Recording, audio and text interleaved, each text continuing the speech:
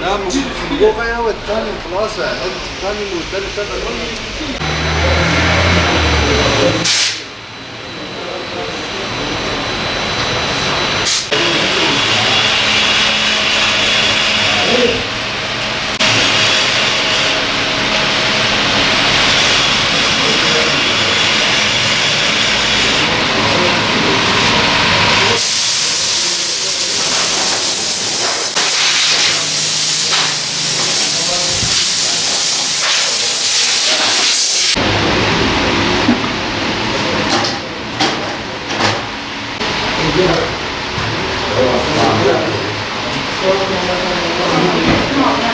Şehmus Tekşut. Mesleğimiz otocam ustasıyım ben. Yaklaşık 35 senedir bu işi yapıyorum. Batman Yaşar Otocam'da ustabaşı olarak buranın şefiyim ben. İsmim Şehmus'tur. Yani genellikle bütün araçların camlarını değiştiriyoruz. Yani büyük araçtan tutun küçük araca, iş makineleri hepsiyle şeyimiz var, yapıyoruz yani, hiçbir sıkıntı yok. Birebir orijinal olmadığı zaman da biz tedarik ediyoruz onları. Müşterinin isteğine göre hareket ediyoruz. Kırık camların zararı şu şekilde, mesela görüş açısı kapandığı zaman tehlike arz eder. Mesela göz esnasında, görüş esnasında bayağı bir problem yapıyor, kazaya sebebiyet veriyor. O yüzden kırık camların yani değiştirmesini öneriyorum. Tabii ki ışık, mesela gün ışığında güneşin göz seviyesinde olan çatlaklarda sürücüyü bayağı bir rahatsız ediyor, kazaya bile sebebiyet veriyor. Gece ise farların, ışıkların ışık yansımasından yine aynı keza rahatsızlık ediyor, kazaya sebep veriyor. Sürücüye tavsiyelerimiz özellikle görüş açısında olan çatlaklarda, göz yani rahatsız edecek çatlaklardan muhakkak camlarını değiştirsinler. Çünkü can güvenliği her şeyden önce geliyor. Özellikle de biz burada itinayla temiz bir iş yapıyoruz. Batman'da Yaşar Hocam olarak Batman'ın ilk camcılarındanız biz.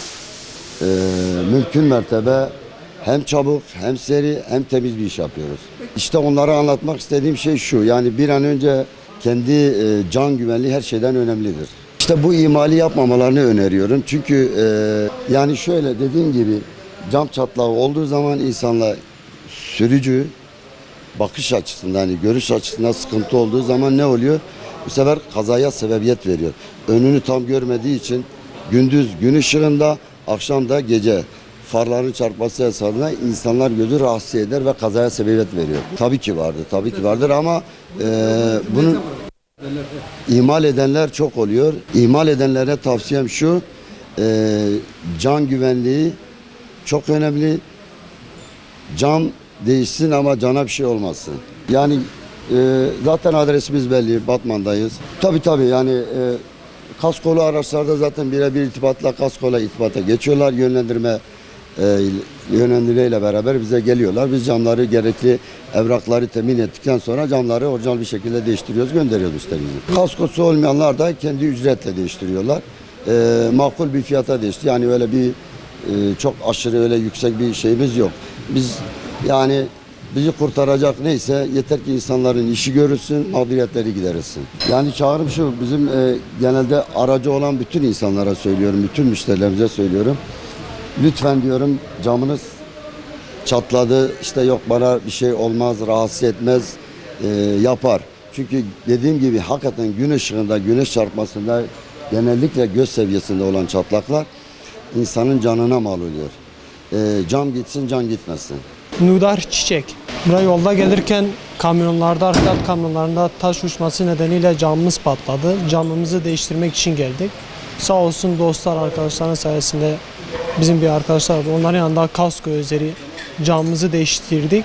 Camımızı istedik, değiştirdik öyle. Camımız kırılınca görüş mesafesi, mesela yolda giderken güneş çarptığı zaman çatlak yerlerde yansıma yapıyordu. İnsan gözünü ağlıyordu. Gözlük taktığın zaman da fayda etmiyordu.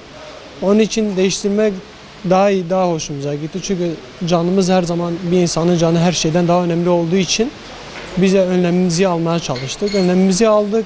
Çok da memnun kaldık. Arkadaşlar sağ olsun bize yardımcı oldular. Vatandaşlara tavsiyemiz yani ellerinizden gelene kadar arabalarınıza mesela gerek gerektiği kadar bakım yapmanızı tavsiye ediyorum. Bakım her zaman bakımlı araba yolda bırakmaz. Canlı mesela lastiklerinizi kontrol etmeniz gerekiyor. Yağ bakımınızı, maddi manevi ne gerekiyorsa arabalarınıza yapmanız gerekiyor. Hani yani en önemlilerin içinde bir cam, bir de lastikler çok önemli. Lastik takımları, mesela alt takımları falan hepsi, yani arabada her şey önemli.